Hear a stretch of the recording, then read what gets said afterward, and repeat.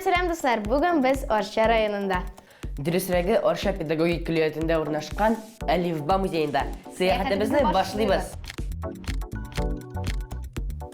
Музей 1999 елда ачыла. Быел аның юбилее. Әлифба музейына 20 ел.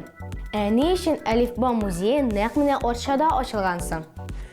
Чөнки бөтен татар халкы укый торган Әлифбаның авторлары Сәлей Вагызов һәм Рәмзия Валитова Орша педагогия училищесенең татар теле һәм әдәбияты укытучылары булганнар. Менә ул Әлифба 1965 елда гамәлгә керә. Бу Әлифба буенча 50 ел укыйлар. Ничек уйлыйсыз? Әлифба өчен бу күпме, яисә әзме? Бу залда дөнья халыкларының әлифбалары тупланган. Алар монда 300-гә якын һәм 68 телдә язылган.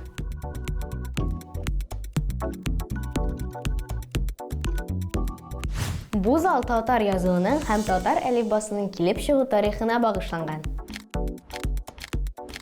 Безнең әби-бабайларыбыз 1000 елга якын гарәп графикасында язганнар һәм укыганнар. Бу стендта без гарәп хәрефләре белән таныша алабыз.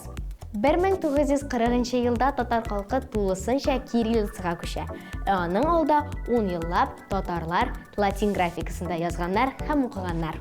Иң беренче әлифба иман шарты булган. Гарәп графикасы Коръән уку өчен генә булмаган. Хатларда язышканнар, рәсми документларда язганнар. Бу якта сез әлифба төзүчеләр Әхмәтхади Максуди, Галимҗан Баруди, Шакирҗан Тахиров рәсемнәрен күрәсез. 20нче гасырга кадәр мәдрәсәләрдә ир балалар гына укыганнар. Гасыр башында кызлар укый торган гимназиялар һәм мәдрәсәләр ачыла башлаган. Кызлар өчен укыту программаларын беренчеләрдән булып Мөхлисә Буби һәм Фатыха Аитовалар төзегән.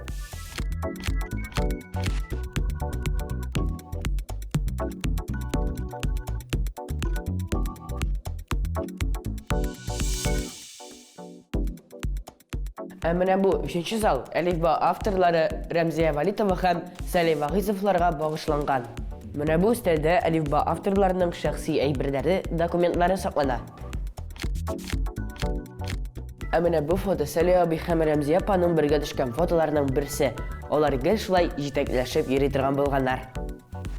Рәмзия апа белән Сәлей абый Казан педагогика институтында танышалар һәм дуслашалар.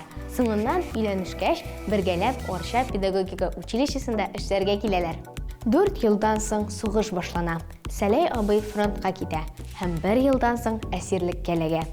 Сәлей абыйны халык дошманы дип гаеплиләр.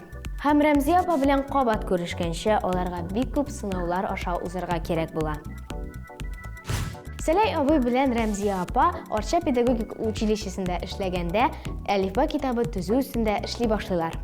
Һәм Мәгариф министрлыгы ул вакытта әлифба дәреслегенә конкурс оештырган була. Музейда бик кыйммәтле экспонатлар, шул вакыттагы кулъязмалар саклана. Һәм конкурста җиңгән шушы әлифба дәреслеге әйткәнебезчә 50 ел татарларга хезмәт итә. Татарстанда гына түгел, бөтен татар дөньясы да шул әлифбадан укырга өйрәнә.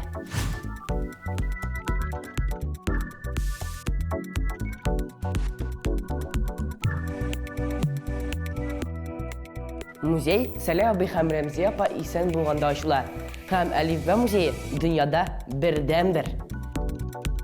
Бүгенге көндә музейда 1000 ярымга якын экспонат саклана. Һәм Әлифба музееның ишекләре һәрвакыт ачык. Туган як тарихын өйрәнегез. Танылган шәхесләрне белегез. Сау булыгыз.